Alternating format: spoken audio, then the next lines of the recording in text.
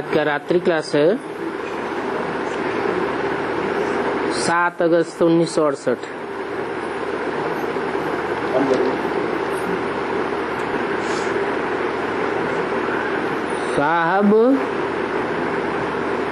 साहबजादों को रोज रोज क्या समझाते रहते हैं। अभी साहबजादे ये तो समझ गए हैं कि ये पुरानी दुनिया नहीं रहेगी,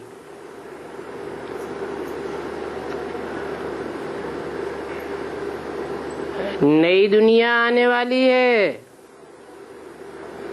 पुरानी दुनिया जाने वाली है। यह तो साहबजादों को निश्चय होना ही चाहिए, क्योंकि इस समय अति दुख है। अर्थ के एक साथ होते रहते हैं और फिर लड़ाई झगड़े आदि क्या न क्या होता रहता है।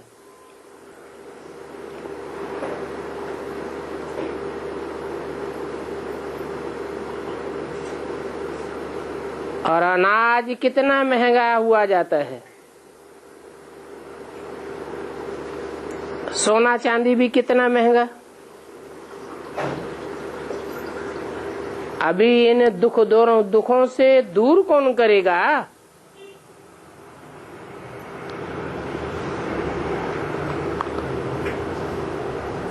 वंडर है, इतने पर भी बच्चों को बाप का निश्चय नहीं होता है। हिस्ट्री कहती है दुनिया में दुख बढ़ता ही जाता है। दुखों को दूर करने के उपाय करते ही रहते हैं।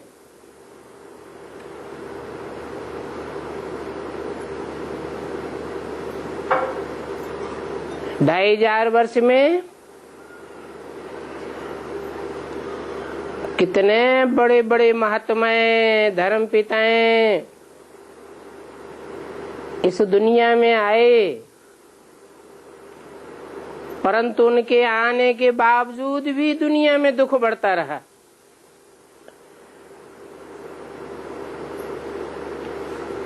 तो सोचना चाहिए इन दुखों को दूर कौन करेगा।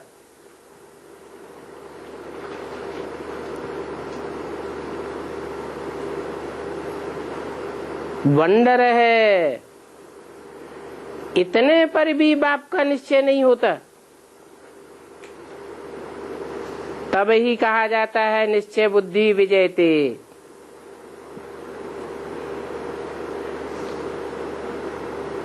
जहां तहां लड़ाइयां लगी पड़ी हैं। इन लड़ाइयों का, झगड़ों का आखिरी फैसला कौन करेगा।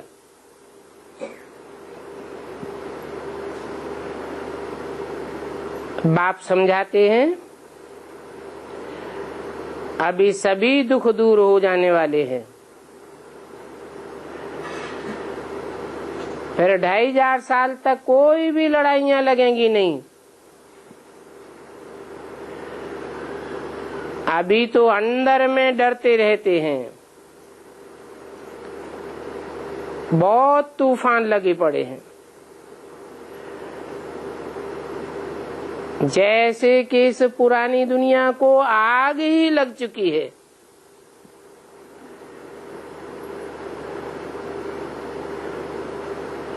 तूफान रोज आए तो बम्बोर को आग लग जाए। अभी तुम बच्चे तो जानते हो कि हमें तो बाप को याद करना है, दैवी गुण धारण करने हैं,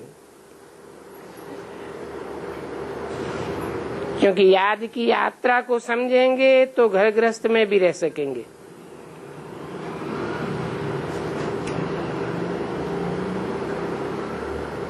इस जन्म के पाप तो बाप को सुनाने से हल्के हो जाएंगे।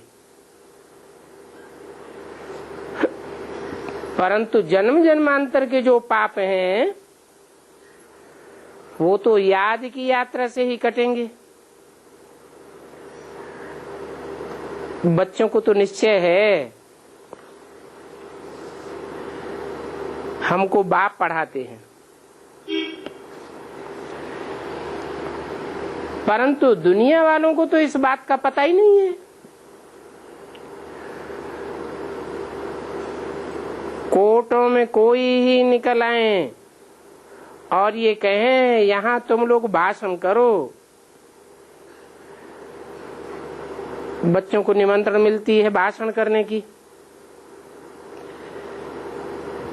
दुनिया में संत महात्माओं को कहते हैं आकर के भाषण करो, कब गीता का कब वेदोपनिषद का भाषण करते हैं ना। उनको तो पता ही नहीं है कि ये भगवान वाच है। गीता उपनिषद वेद आदि का भाषण बल करते हैं, परंतु वो कोई भगवान वाच नहीं है।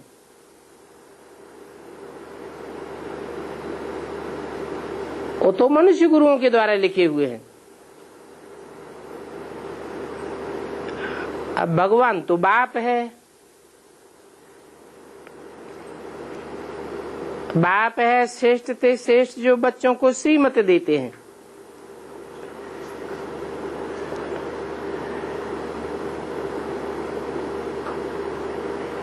खुद ही आकर के अपनी पहचान देते हैं और सृष्टि के आदि मध्य अंत का ज्ञान देते हैं और श्रेष्ठ बनने के लिए कहते हैं इन लक्ष्मी नारायण जैसा सर्वगुण संपन्न बनना है।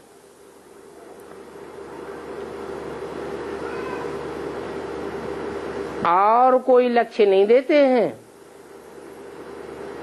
क्यों? क्योंकि और जो भी हुए हैं, जिन्होंने भी सृष्टि रूपी रंगमंच पर पार्ट बजाया है, उन सब की ग्लानि हुई है। एक नारायण ही है जिसकी कोई ग्लानि नहीं है। शास्त्रों में भी ग्लानि नहीं है। 33 करोड़ देवताओं की भी ग्लानि करते हैं।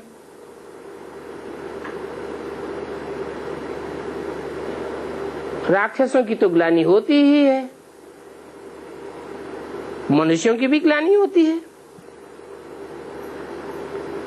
परंतु नर से जो नारायण बने उनकी कोई ग्लानि नहीं सुनी होगी।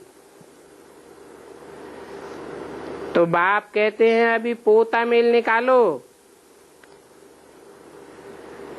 हम ऐसे शाहजादे बन सकते हैं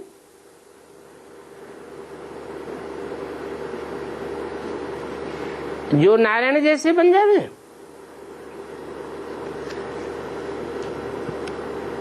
गाते तो हैं यथा राजा तथा प्रजा,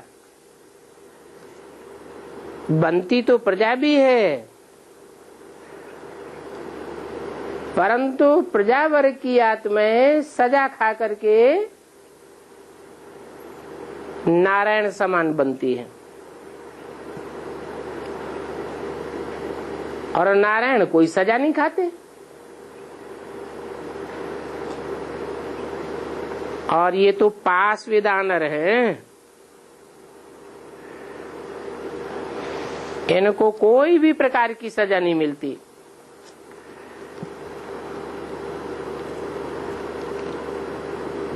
धारणाओं के लिए भी बाप कहते हैं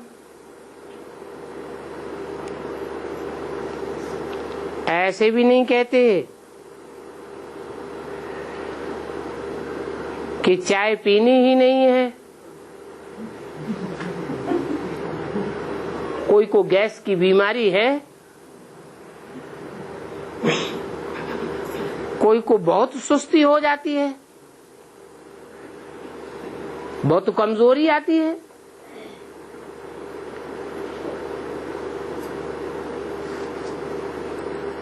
तो बाप कहते हैं जास्ती पीने की आदत नहीं होनी चाहिए। ऐसे नहीं कि चाय न मिले तो बिल्कुल डल ही हो जावे। जब विनाश होगा, भगदड़ पड़ेगी, तो ये चाय काफी आदि मिलेगी क्या?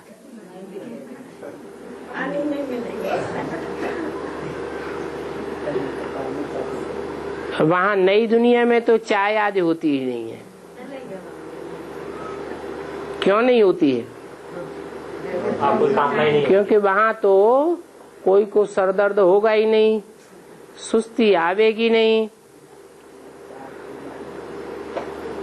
और चाय पहाड़ों पर होती है।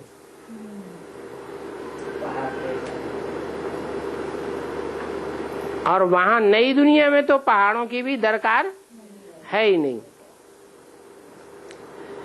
जो वहां जाना पड़े।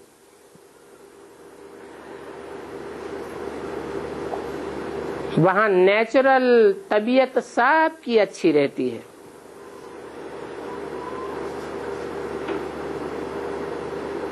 आगे ठंडी पड़ती थी तो सिर्फ लाल चाय पीते थे। अब तुम जानते हो वहां नई दुनिया में तो दूध की नदियां बहेंगी, घी मक्खन भी आता होगा। वहां की गैया बड़ी अच्छी होती हैं। बाबा श्रीनाथ द्वार से गैयों के चित्र ले आए थे। कैसी कैसी फर्स्ट क्लास गैया होती हैं बैकुंठ में। परंतु ये बैकुंठ है कहाँ की यादगार? बैकुंठ का जो गायन है, क्रिश्चियंस में पैराडाइज का गायन है, मुसलमानों में जन्नत का गायन है, ये कहाँ की यादगार है? सत्युग त्रेता की तो कोई हिस्ट्री मिलती नहीं है। ये संगम युग की बातें हैं। बाप कोई जानवर गऊओं की बातें नहीं करते हैं। गाय उनको कहा जाता है जिनका स्वभाव बहुत सीधा साधा होता है। भारत की कन्याएं माताएं और विदेश की कन्याएं माताएं, क्या फर्क है? भारत की कन्या को गौ कहते हैं। जीवन भर जिस खूंटे से बांध दी जाती है वहीं बंद करके रहती है। ऐसे सीधे स्वभाव को गौ कहा जाता है। उन्होंने फिर जानवर गौओं को बैठ कृष्ण के साथ दिखाया है। वास्तव में उन जानवर गौओं की सुरक्षा की बात नहीं है। ये तो कलयुग के अंत में आकर के कन्याएं ही सबसे जास्ती गरीब हो जाती है। माताएं भी गौएं हैं, परंतु माताओं के पास तो फिर भी कुछ न कुछ रहता है। सबसे गरीब हैं कन्याएं। कहते हैं कृष्ण गैया चराते थे। अब कृष्ण का नाम तो बड़ा ही जबरदस्त है। वास्तव में बाप बच्चों को पॉइंट बड़ी अच्छी समझाते रहते हैं। वो साधु सन्यासी तो उन जानवर गौओं का गौ सुरक्षा आंदोलन करते रहते हैं, परंतु उन गौओं की सुरक्षा से तो कुछ मिलने वाला है नहीं। वास्तव में दुनिया के सारे काम प्योरिटी से होते हैं। अगर प्योरिटी अक्षुण्ण बनी रहे तो भारत में घी दूध की नदियां बहती रहें, परंतु कलयुग के अंत में उल्टा हो जाता है।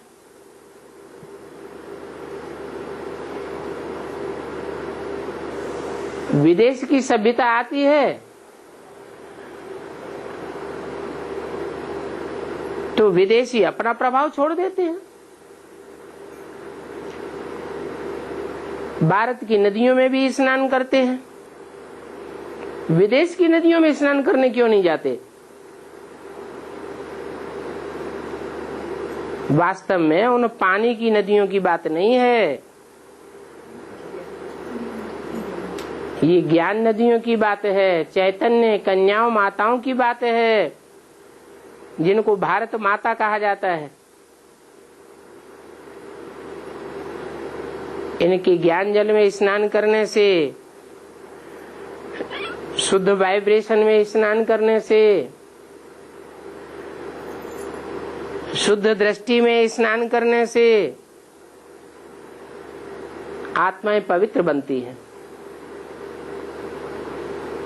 विदेशी कन्याएं माताएं वो तो कितनी शादियां करती हैं, कितने डाइवोर्स देते हैं, जैसे प्योरिटी को कोई मान ही नहीं। अभी देखो भारत में विदेशी आते हैं तुम्हारे पास, तो कितने रिफ्रेश होकर के जाते हैं। उनको भी प्योरिटी का नशा चढ़ता है ना। ये बात तो अभी समझाते हैं कि अभी देरी बहुत है, परंतु तुमको पॉइंट्स ऐसी मिलती है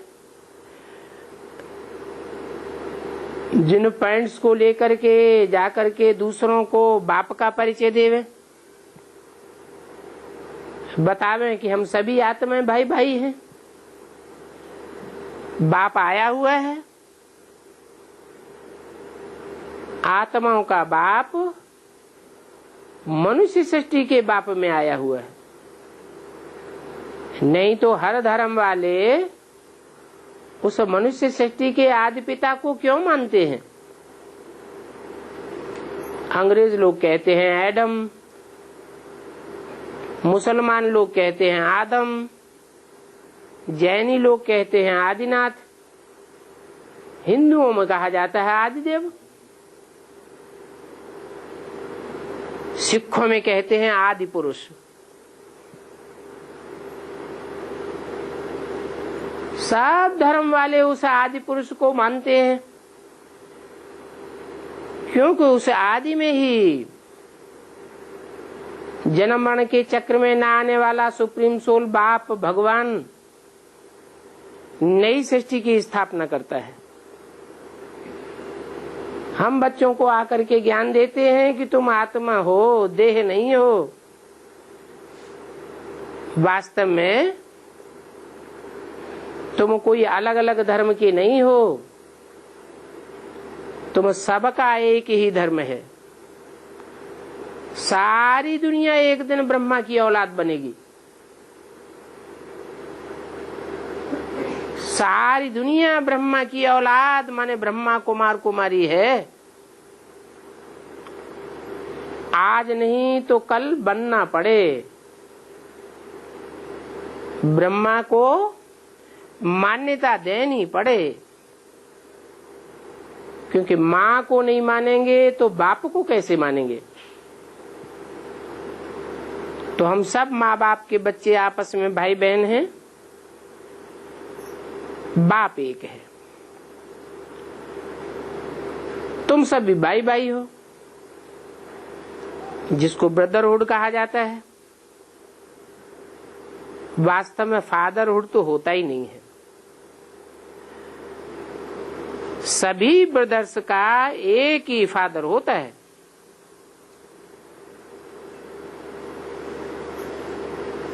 परंतु दुनिया की गतिमति न्यारी हो गई है,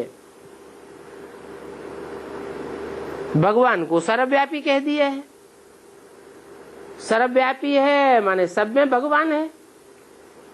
सब भगवान के रूप कैसे हो सकते? बेहद का बाप है ही स्वर्ग की स्थापना करने वाला। सब कोई स्वर्ग स्थापन करते हैं क्या? अरे स्वर्ग तो वो ही स्थापन कर सकता है जो सदा स्वस्थिति में रहने वाला हो।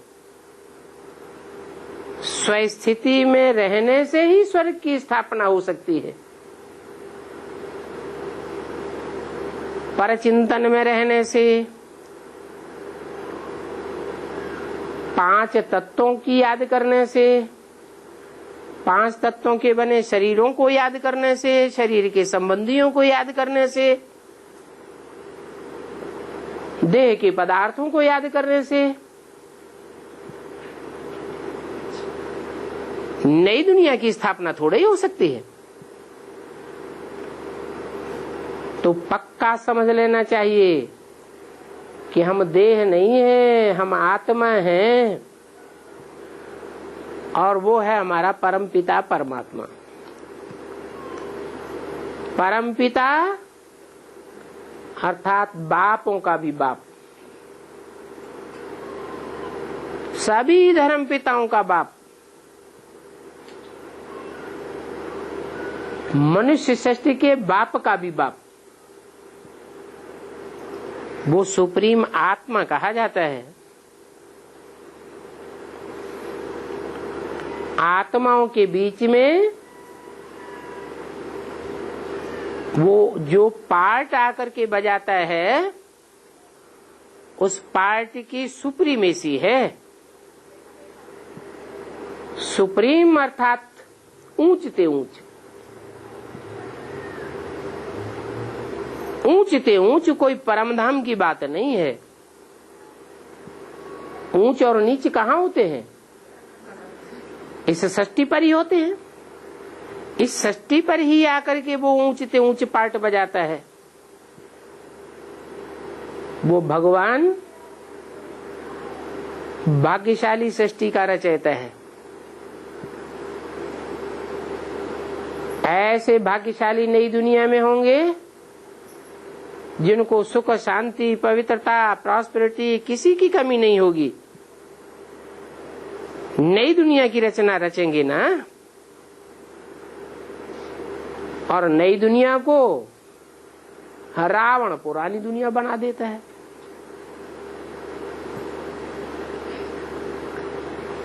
राम की श्रीमत से नई दुनिया बनती है और रावण की मत से नई दुनिया भी पुरानी दुनिया बन जाती है। क्या कारण होता है?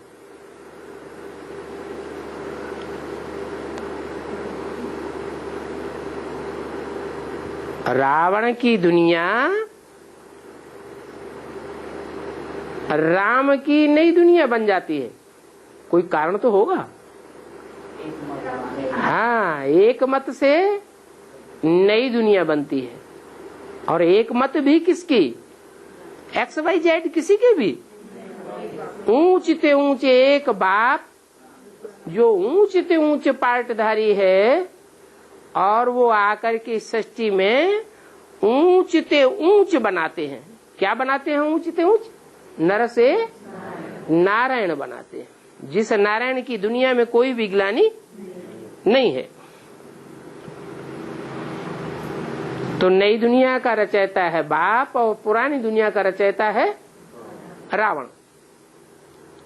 रावण कहा ही जाता है रुलाने वाले को। दुख मिलता है तो रोते हैं।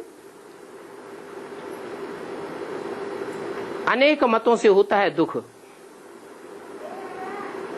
और एक मत से होता है सुख। ये बात तुम अभी जानते हो।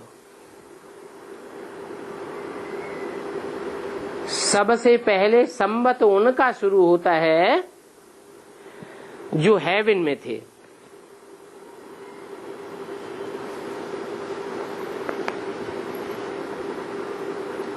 कौन सा संबत शुरू होता है?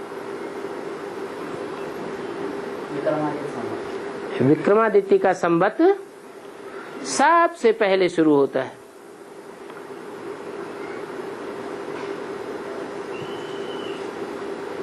जो विकर्मों पर जीत पाने वाले थे, वो ही फिर द्वापर में आकर के विकर्मी बन पड़ते हैं। तब उनका संवत शुरू होता है। विकर्मी का मतलब क्या हुआ? वे माने विपरीत, कर्म माने कर्म, विपरीत कर्म। कैसे विपरीत कर्म? श्रीमत के विपरीत कर्म। द्वैतवादी युग द्वापर शुरू होता है और श्रीमत के विपरीत कर्म शुरू हो जाते हैं। क्यों? क्या कारण बनता है?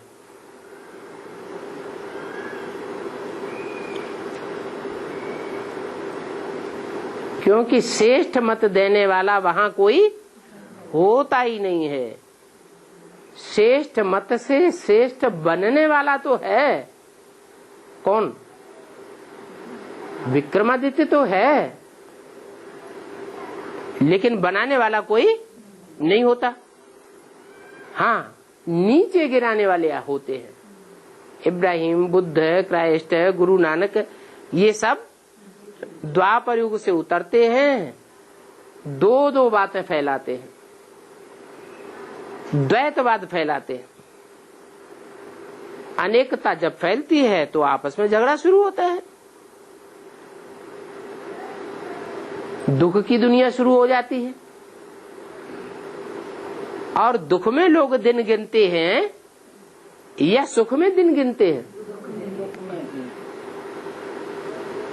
दुख में सुमिरन सब करें, सुख में करे न कोई। टाइम की भी गणना, समय की भी गणना दुख में करते हैं। सुख का टाइम तो ऐसे बीत जाता है जैसे सेकंड में। टाइम की गणना करने की भी किसी को दरकार नहीं रहती। तो जब द्वैतवादी युग शुरू होता है तो पहले पहले संवत शुरू होता है विक्रम संवत, फिर और संवत शुरू होते हैं। आदि सनातन देवी देवता धर्म गाया जाता है, वो है प्राचीन। वो धर्म कैसे स्थापन होता है? वो धर्म हम भी अपनाना चाहते हैं। और प्राचीन भारत का योग कौन सा है? वह योग किसने सिखाया, कब सिखाया, ये कोई जानते ही नहीं है। सिर्फ योग योग कहते रहते हैं, ये नहीं कहते हैं ज्ञान योग।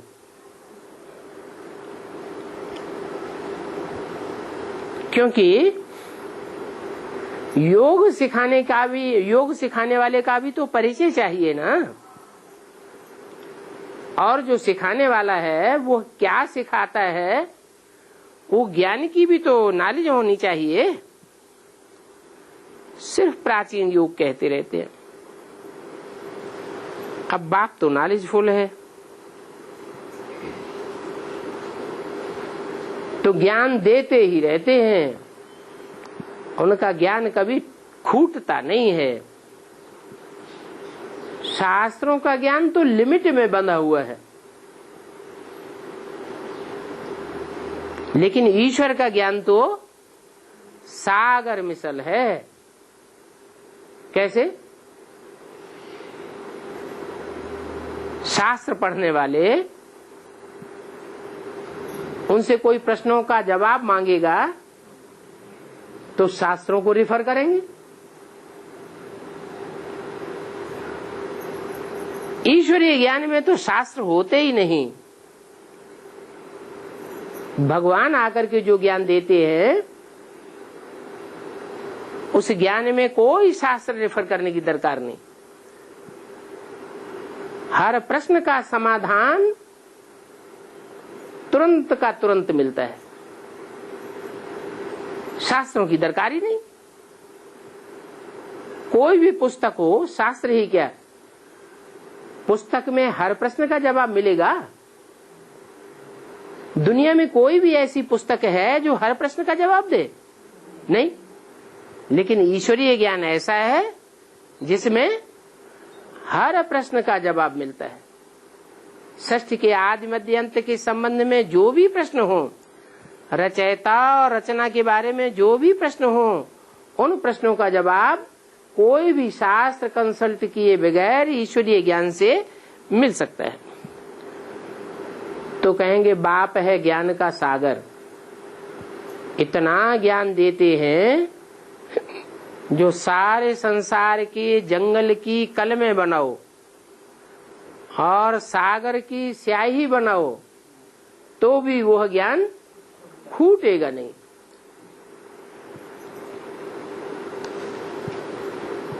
योग से पवित्रता और ज्ञान से सुख होता है।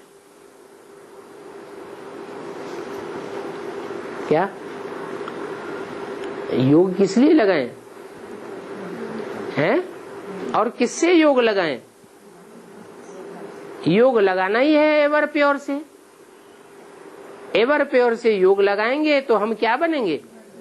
प्योर ही बनेंगे, एवर प्योर नहीं बनेंगे, प्योर बनेंगे। प्योर इसलिए बनेंगे कि हम एवर स्टेज नहीं प्राप्त कर सकते योग में। जैसे शिव को कहा जाता है सदा शिव, ऐसे हम सदैव शिव नहीं बन सकते। क्यों नहीं बन सकते? शिव माने कल्याणकारी। हम तो आत्मा है ना। आत्मा तो जन्म मरण के चक्र में आती है, जन्म मरण के चक्र में आने से सुख दुख भोगती है, सुख दुख भोगने से आत्मा की बैटरी डिस्चार्ज होती है, और ज्यों ज्यों आत्मा की बैटरी डिस्चार्ज होती जाती है त्यों त्यों आत्मा पावरलेस होती जाती है। शक्ति होगी तब ही तो सुख भोगेंगे। शक्ति नहीं होगी तो सुख कहां से भोगेंगे? तो ये प्योरिटी की पावर है। जितनी जितनी प्योरिटी की पावर बढ़ती है उतना हम सुख भोगते हैं। ये प्योरिटी की पावर आती है भगवान की याद से। तुम बच्चे भी समझते होंगे कि ज्ञान बहुत सहज है।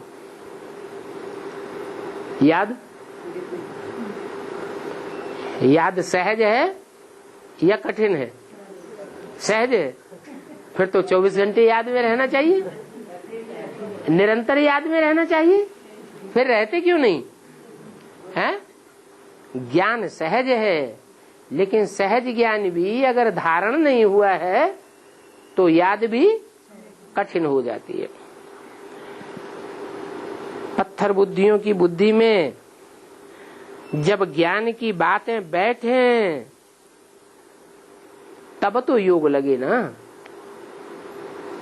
ज्ञान का मतलब ही है जानकारी। पहले पहले किसकी जानकारी? पहले पहले हम आत्मा को अपने बाप की जानकारी होनी चाहिए। क्यों? क्योंकि बाप से ही वर्षा मिलता है। बाप हमको सुख शांति का वर्षा देते हैं। सुख के वर्षे को कहा जाता है जीवन मुक्ति, और शांति के वर्षे को कहा जाता है मुक्ति। मुक्ति काहे से मुक्ति? दुखों से मुक्ति, अशांति से मुक्ति। ऐसे नहीं कि जन्म जरा मरण से मुक्ति। क्या? आत्माओं को तो जन्म जरा और मरण में आना ही पड़ता है। एक भगवान है, वो कभी बूढ़ा, जरा माने बूढ़ा नहीं होता, और उसकी कभी मृत्यु भी नहीं होती। जन्म तो लेता है, लेकिन कैसा जन्म लेता है? दिव्य जन्म लेता है। ऐसा जन्म लेता है जिस जन्म में कोई भी प्रकार का दुख नहीं होता है, न माता को दुख होता है, न समाज को दुख होता है। हाँ, ये कहते हैं कि भगवान की प्रत्यक्षता भी एक बड़ी भारी मुसीबत है, लेकिन मुसीबत किसके लिए है? जिन्होंने पहचाना है उनके लिए मुसीबत है, या जिन्होंने नहीं पहचाना है उनके लिए मुसीबत है?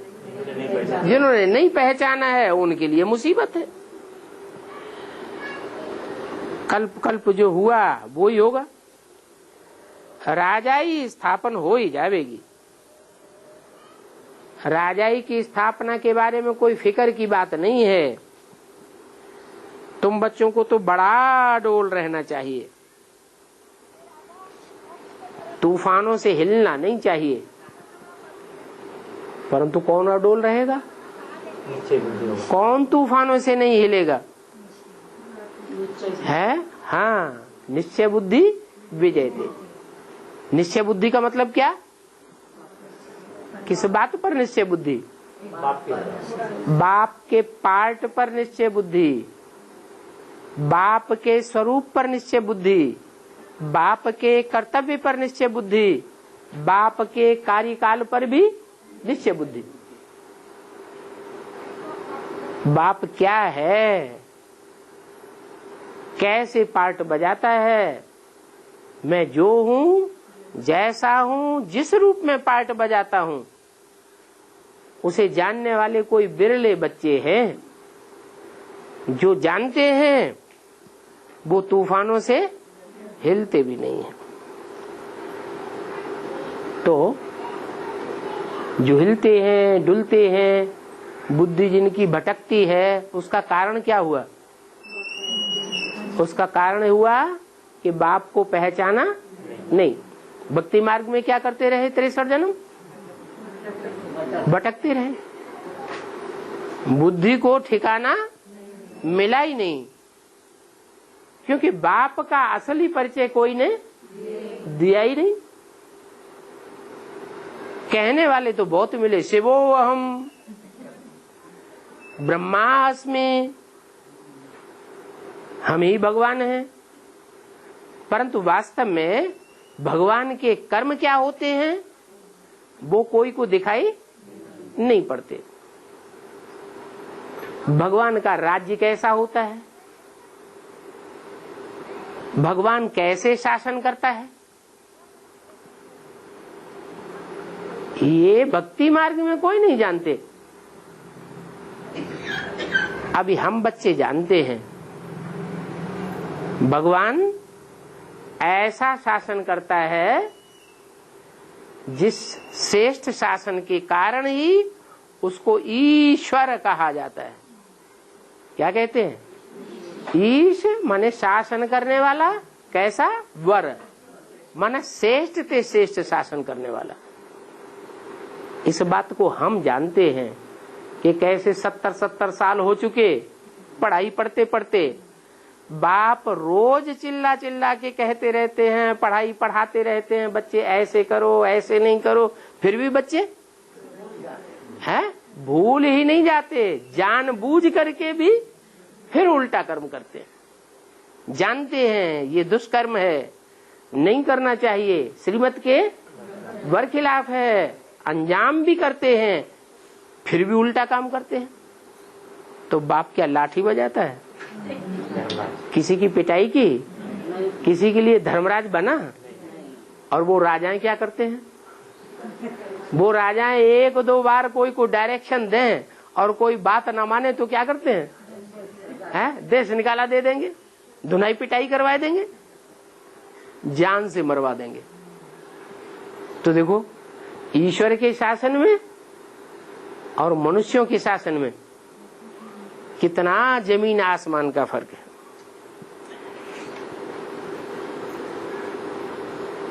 तो अब तुम बच्चों को अडोल रहना चाहिए, क्योंकि तुमको बुद्धि का ठिकाना मिल चुका है। देखना है हमारे में क्या क्या अवगुण है। अशांति नाम कब किसी का नहीं होगा? किसी का नाम सुना? अशांति, शांति देवी नाम रखेंगे, शांति देवा रखेंगे, अशांति नाम किसी का नहीं रखते। जबकि सब अशांति फैलाने वाले हैं, तो भी अशांति कोई का नाम नहीं रखेंगे। हाँ, शांति नाम सुना है, अशांति नाम कब कोई ने नहीं सुना होगा। तो ये भी बैठ ख्याल करो,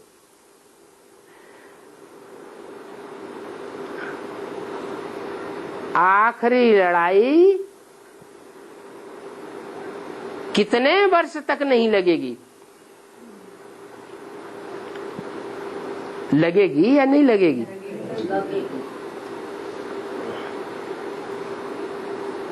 वो तो कह देते हैं कि सृष्टि की आयु बड़ी लंबी है, लाखों वर्ष है,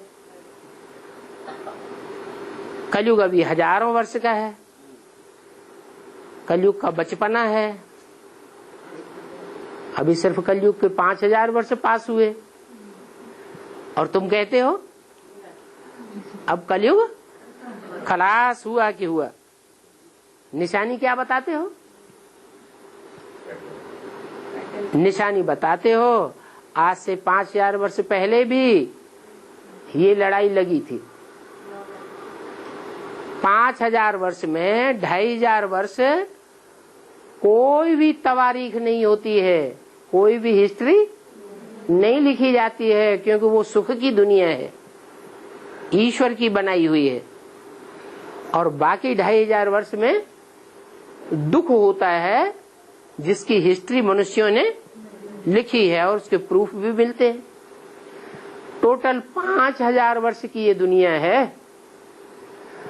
ये 5000 वर्ष पहले भी महाभारी महाभारत लड़ाई लगी थी और भगवान इस सृष्टि पर आया था, लेकिन गलती से महाभारत में, गीता में, भागवत में नाम किसका डाल दिया है? भगवान के रूप में कृष्ण भगवान का नाम डाल दिया है। जबकि वास्तव में 5000 वर्ष पहले कृष्ण भगवान नहीं था, कृष्ण तो पढ़ने वाला था। उन्होंने कृष्ण को द्वापर में डाल दिया है। तो सोचना चाहिए कि भगवान द्वापर के अंत में आकर के क्या पापी कलयुग की स्थापना करेगा? भगवान ऐसा काम कर सकता है? भगवान आएगा तो दुनिया को ऊंचा उठाएगा या नीचे गिरा के जाएगा? उन शास्त्रकारों ने लिख दिया भगवान कृष्ण के रूप में आया और कलयुग के अंत में आकर के पापी कलयुग की स्थापना करके चला गया। ये क्या बात हुई? ऐसे तो होता नहीं। और वास्तव में कृष्ण भगवान है भी नहीं। कृष्ण का रूप तो बच्चे का ही ज्यादा पूजा जाता है, और राम का रूप बच्चे का नहीं पूजा जाता, बड़े रूप में पूजा जाता है। तो क्या अंतर है? राम है बाप और कृष्ण है बच्चा।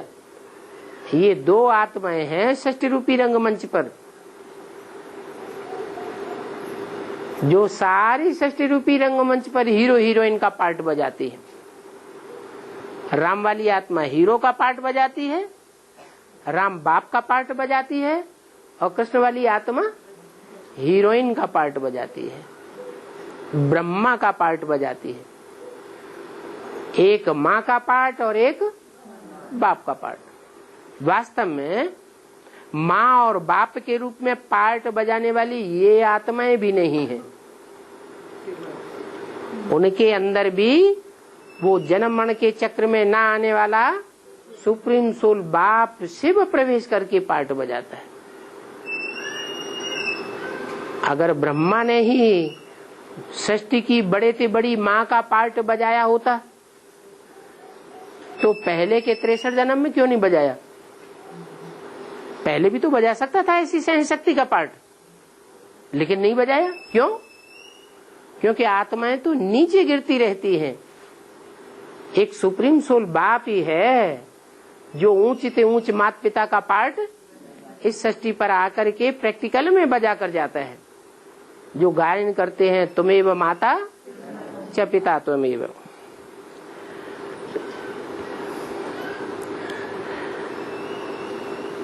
तो बाप कहते हैं अब ये लड़ाई तो लगी के लगी, वर्ल्ड में कोई इतने धर्म वाले दूसरी दुनिया नहीं होती है, ये एक ही दुनिया है जहां जीव जंतु होते हैं। क्या जो कहते हैं ना कि ग्रह उपग्रह हैं, इन पर भी जीवन है, वहां भी कोई रहते हैं, उड़न तस्तरियां उन ग्रहों से आती हैं, वो कोई ऐसे मानस हैं जो दूसरे ग्रहों से आते हैं, लेकिन ऐसा कुछ है नहीं। वास्तव में जीवन जीने के लिए सूर्य से उचित दूरी चाहिए, तब ही जीवन हो सकता है। ये पृथ्वी पर भी नॉर्थ पोल और साउथ पोल जहां बर्फ के मीलों ऊंचे पहाड़ जमे हुए हैं, वहां कोई जीव जंतु नहीं होता। तो पृथ्वी पर ही सूर्य की किरणें थोड़ी तिरछी पड़ती हैं नॉर्थ पोल और साउथ पोल में, तो वहां कोई जीव जंतु नहीं। तो दूसरे ग्रह उपग्रह तो पता नहीं कितनी दूर और कितने पास हैं, तो वहां तो जीवन होने का कोई सवाल पैदा ही नहीं होता। इस पृथ्वी पर ही जीवन है, ऐसी और कोई दुनिया होती नहीं है दूसरी।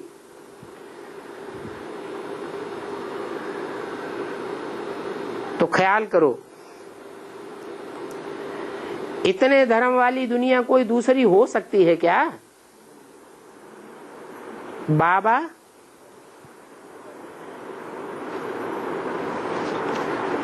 सभी बातें क्लियर करके समझाते हैं।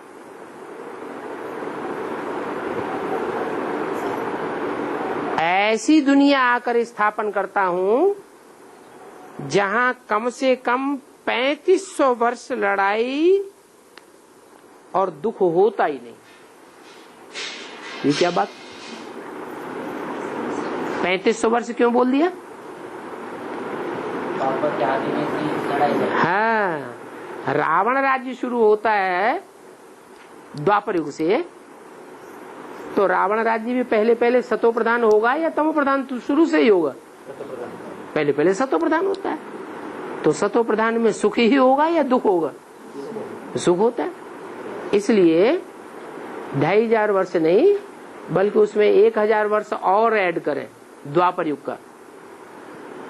पहला आक्रमण भारतवर्ष पर विदेशी शासक मोहम्मद बिन कासिम का हुआ है, आज से 1200 वर्ष पहले।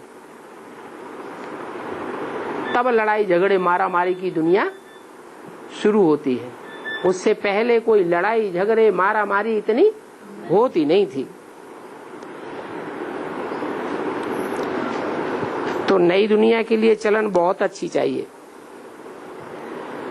जो बाबा के बच्चे होंगे वो आसुरी गुण वाले तो हो नहीं सकते।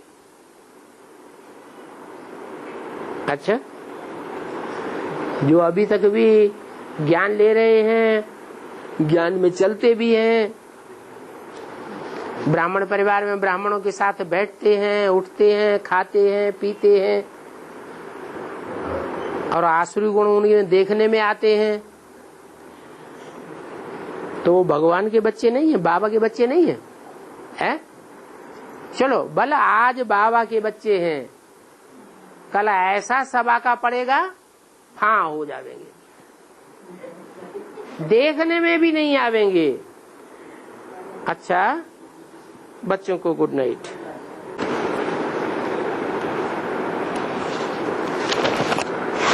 एक रात्रि क्लास और है, 8 अगस्त 1968। कलयुग के अंत में है दुख ही दुख, अपार दुख, और सतयुग के आदि में है सुख ही सुख, अपार सुख। बच्चों को लिखना चाहिए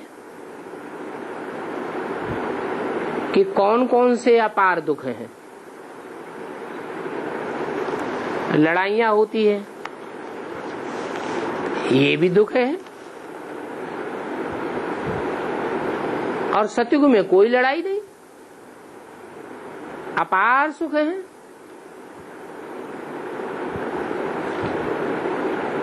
अगर ये बात बुद्धि में पड़ी रहे तो विचार करो कि सतयुग सुखधाम में अपार सुख हैं।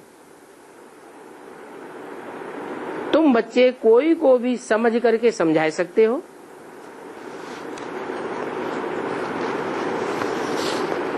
कि घोर सोजरा होता है तो घोर अंधेरा भी होता है। ऐसे ही अपार सुखों की दुनिया भी होती है तो अपार दुखों की दुनिया भी होती है। तुम बच्चे इस बात के अनुभवी हो। कैसे? तुम बच्चे माना जो सम्मुख बैठे हुए हैं वो अनुभवी हैं और दुनिया वाले अनुभवी नहीं है।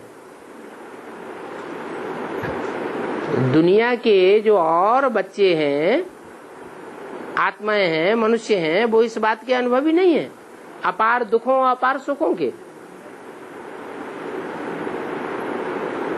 नहीं, और धर्म वाले तो आते ही बाद में हैं, तो बाद में आने के कारण उनको अपार सुखों का तो पता होता ही नहीं है। तुमको अपार सुखों का भी पता है तो अपार दुखों का भी पता है।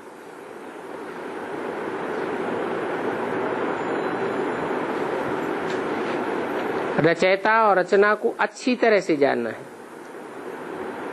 मनुष्य मात्र तो न रचयिता को जानते हैं और न रचना को जानते हैं। हम तो जानते हैं। तो युक्ति से बैठ ये बच्चियां समझावें कि ये सारी दुनिया दुखधाम है। अच्छा, बड़े बड़े जो दुनिया के साहूकार हैं वो इस बात को मानेंगे कि ये दुनिया दुखधाम है? तो बच्चियां कौन सी युक्ति बताएं उनको जिससे वो समझें कि ये दुनिया दुखधाम है? कैसे बतावे? बल वो कहते हैं हमको तो इसी दुनिया में स्वर्ग है, परंतु वास्तव में बीमार तो सभी पड़ते हैं। कौन ऐसा है जिसको तन का दुख कभी होता ही नहीं? साहूकार भी, उनके घर में भी बच्चा पैदा होगा तो रोता हुआ पैदा होगा या हंसता हुआ पैदा होगा? साहूकार भी जब प्राण छोड़ते हैं, शरीर छोड़ते हैं, तो हिलकोरे लेते हैं या नहीं लेते हैं? तो ऐसी ऐसी बातें उनको बैठ समझाओ कि इस दुनिया में अपार दुख भी है तो अपार सुख भी है। तुम कहते हो कि ये दुनिया ही स्वर्ग है, हमको एरोप्लेन है, हमको मोटर कार है, हमको महल माड़ियां अटारियां हैं, तो तुमको तो है और अभी है। क्या सबको है? नहीं, लेकिन ऐसी भी दुनिया होती है जहां सबको सब सुविधाएं पैदा होती हैं, सारी सुविधाएं मिलती हैं, भरपूर अनाज मिलता है, भरपूर सुख मिलता है, भरपूर शांति मिलती है। वो कहेंगे ऐसी दुनिया तो हो नहीं सकती जहां अपार सुख हो, सुखों का पारावार न हो। तो समझाना है कि जैसे 24 घंटे में घोर रात्रि भी होती है तो घोर दोपहर को घोर सोजरा भी होता है, ऐसे ही सोजरा कब होता है? जब सूरज ऊपर आ जाता है सर के ऊपर तो घोर सोजरा होता है ना। और जब सूर्य अपोजिट में चला जाता है तो घोर अंधियारा हो जाता है। ऐसे ही इस दुनिया में ज्ञान सूर्य भी है जो सुख का सागर कहा जाता है। वो इस सृष्टि पर जब आ जाता है और सारी दुनिया के सर के ऊपर सवार होकर बोलता है, क्योंकि भगवान को कहा जाता है ट्रुथ गॉड फादर। भगवान क्या है? सत्यम शिवम सुंदरम, सत्य ही भगवान है। तो वो सत्य जब सर पर आकर के सारी दुनिया के सर पर चढ़ करके बोलता है तो सारी दुनिया को स्वीकार करना पड़ता है कि भगवान है। और उस भगवान के राज्य में जितना सुख हो सकता है उतना सुख दुनिया में किसी को कभी भी नहीं होता। सतयुग आदि है सुखधाम और कलयुग अंत है दुखधाम। सुखधाम में दुख का नाम निशान नहीं और कलयुग के अंत में जहां दुखधाम होता है वहां सुख का नाम निशान नहीं। कितने भी साहूकार हों दुनिया के बड़े बड़े, भय अंदर रहता है कि नहीं है? सबके अंदर भय जरूर व्याप्त रहता है। दुनिया के बड़े बड़े वैज्ञानिक हैं, कितने बड़ी बड़ी चीजें उन्होंने ईजाद की हुई है। एटम बम बनाए हुए हैं, मिसाइल बना रहे हैं, ग्रह उपग्रह छोड़ रहे हैं। उनको भी डर बैठा हुआ है किस बात का?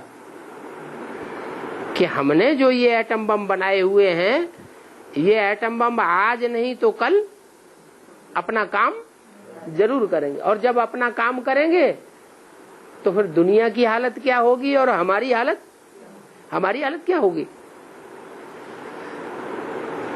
अभी इस दुख की दुनिया का विनाश और सुख की दुनिया की स्थापना हो रही है। दुख हरता और सुख करता बाप को ही कहा जाता है। दुख हरता कहा जाता है, बाप को दुख करता नहीं कहते हैं। फिर दुख करता कौन है? दुखों को पैदा करने वाला कौन है?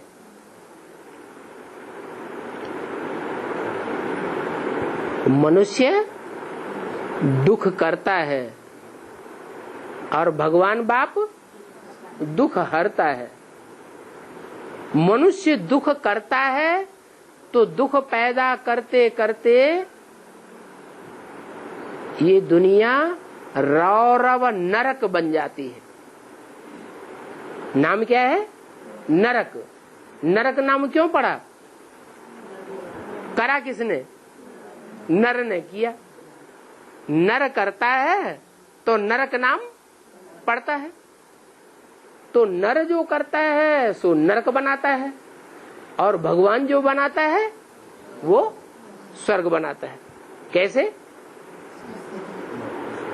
कैसे बनाता है? मूल बात क्या है जिससे नरक और स्वर्ग का फाउंडेशन पड़ता है? स्वस्थिति में सदा शिव रहने वाला है। वो स्वस्थिति में रहना हमको सिखाता है तो दुनिया स्वर्ग बन जाती है। और द्वापर युग से रावण संप्रदाय आत्माएं आती हैं, वो तो जानती नहीं है क्या कि आत्मिक सुख क्या होता है। आत्मिक दुनिया जो आत्माओं को भगवान बाप ने आकर के बनाना सिखाया था, जिस आत्माओं की दुनिया को दैवी दुनिया कहा जाता है, क्योंकि वहां सब देवताएं कौन सी स्थिति में रहते हैं? आत्मिक स्थिति में रहते हैं। सबको आत्मा की याद रहती है, देह के अंगों की याद नहीं आती। तो ऐसी दुनिया द्वापर युग से वो धर्म पिताएं आकर के पलट देते हैं। देह की दुनिया की शुरुआत होती है और आत्माओं का विस्मरण हो जाता है। तो कोई भी आता है तो बोलो, हम जानते हैं कि दुनिया में दुख हरता कौन है, सुख करता कौन है, और दुख करता कौन है और सुख हरता कौन है। ये तो दुनिया में सब कहते हैं कि सुख करता दुख हरता भगवान है, लेकिन ये कोई कहता है कि दुख करता कौन है और सुख हरता कौन है? कोई जानता है? हैं? लेकिन जो नहीं जानते हैं वो हम खुद ही हैं। हम ही दुख करने वाले हैं और हम ही सुख हरण करने वाले हैं।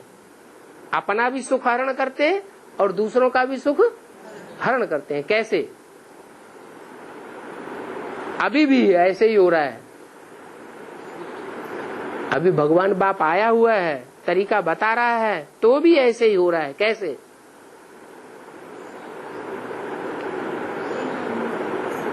अभी भी हम दुख करता बनते हैं। जब देवहान में रहते हैं तो अपने लिए दुख पैदा कर लेते हैं कि नहीं, और अपने साथ साथ फिर जो और संगी साथी सामने आने वाले हैं उनके लिए भी दुख करता बन जाते हैं, सुख हरता बन जाते हैं। तो जो भी सामने आवे उनको बोलो, तुम नहीं जानते हो, हम जानते हैं। परमपिता हमको समझा रहे हैं, इसलिए हम जानते हैं। तुम परमपिता परमात्मा को जानते नहीं हो, इसलिए तुम यह बात जानते नहीं। रचयिता ही रचना के आदि मध्य अंत को जानते हैं। बताते हैं अभी कलयुग का अंत है। अंत कब होता है? कलयुग माने कल है कलेश की दुनिया, दुख की दुनिया। उस दुख की दुनिया का अंत कब होता है? अरे कोई भी बात का अंत कब होता है? जब आती होती है तो अंत होता है। तो अभी दुखों की अति होने वाली है, दुखों के पहाड़ गिरने वाले हैं। हम तो पुरुषोत्तम संगम युग पर हैं। क्या हम सदैव दुख की दुनिया में रमण करने वाले नहीं हैं? ये बातें रूहानी बाप और रूहानी बच्चे ही जानते हैं, दूसरा कोई जानता नहीं। आत्माओं को बैठ करके रचना का राज समझाते हैं। किसको? आत्माओं को। क्यों? आत्माएं हम ही हैं। कीड़े मकोड़े पशु पक्षी आत्मा नहीं है, हैं? तो उनको नहीं समझाते हैं। यहाँ तो कहा है आत्माओं को समझाते हैं, हैं? ये क्यों कहा आत्माओं को बैठ समझाते हैं? इसलिए कहा कि तुमको जब बाप समझाते हैं कि तुम आत्मा हो तो तुम्हारी बुद्धि में बात बैठ जाती है। तुमने आत्मा देखी नहीं है, फिर भी तुम पहचान लेते हो कि हम आत्मा हैं, और तुम आत्मिक स्थिति में रहने का पुरुषार्थ करते हो। और वो देह अभिमानी, वो न आत्मा अपन को सहज समझते हैं और न आत्मिक स्थिति में रहने का पुरुषार्थ करते हैं। करेंगे भी तो लास्ट में जाकर के करेंगे तो लास्ट में किया हुआ पुरुषार्थ उनको उतना फायदा नहीं देगा। तुम आत्मिक स्थिति वाले हो, इसलिए तुमको समझाते हैं। मुरली में बोला है ना, आत्मा रूपी सुई की सारी कट उतरने पर तुम बच्चे डायरेक्ट बाप से सीखोगे। तो तुम किससे कहा जाता है? जो डायरेक्ट सामने बैठते हैं उनको तुम कहा जाता है। माना बाप तुम डायरेक्ट बच्चों को समझाते हैं, उन बेसिक वालों को नहीं समझाते। वो बाप को पहचानते भी नहीं है। माँ को पहचानते हैं या बाप को पहचानते हैं? और माँ को तो पहचानते हैं लेकिन बाप को नहीं पहचानते। क्यों नहीं पहचानते? क्योंकि उन्होंने प्रैक्टिस करके आत्मा रूपी सुई की पूरी कट अभी तक भी उतारी ही नहीं है। उन्हें इस बात पर विश्वास ही पैदा नहीं हुआ है कि हम ज्योति बिंदु आत्मा हैं। कहते हैं हम हैं आत्मा, तुम हो आत्मा, आपस में भाई भाई। फिर शंकर पार्टी का कोई पहुंच जाएगा तो फिर कहाँ गया आत्मा आत्मा भाई भाई? फिर आत्मा आत्मा भाई भाई रहना चाहिए ना। क्यों भूल जाते हैं? क्योंकि देवभान की कोटि ज्यादा है और आत्मा भान की प्रैक्टिस कम है। अच्छा, ओम शांति।